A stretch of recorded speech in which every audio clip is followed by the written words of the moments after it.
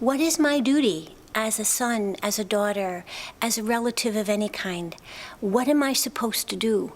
Am I to give up my life, my job, to care for my mother, my father, whoever it is?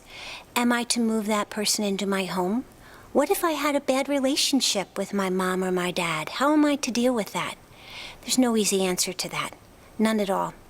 Ultimately, you as the child, the adult child, are responsible for making sure that your parent gets good care. That doesn't mean that you have to be the caregiver. It could mean that you place your mom or your dad in a good assisted living facility, and eventually in a good skilled nursing facility. And you're going to investigate that facility. You're going to make sure that they have good surveys, that when they're surveyed by the state, you're going to come at a time unexpected so that you can see what is the tenor of that facility. Are people screaming? Are they crying? Or is there a calmness in the facility?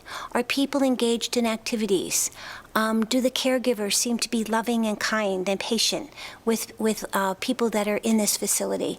That'll help you make decisions about where you place your mom or dad. A lot of people make the decision to be the total caregiver.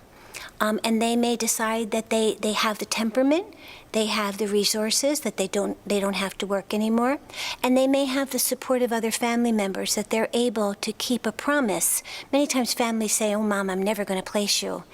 They don't really know what is ahead of them when they make that promise. But now you're living with it, and you have a caregiver who can manage this and can do it lovingly, and there's some that are just amazing caregivers. That person needs help. So the rest of the family needs to pitch in. They need to let her go to choir practice once a week. They need to let, if it's mom, go get her hair done on a regular basis. If it's dad who's the caregiver, they may just want to give him a free day or a free night so that he can go play cards with his friends or go do the grocery shopping without taking mom with him. There are so many ways that family can help without being the total caregiver. We can help somebody find the right caregiver.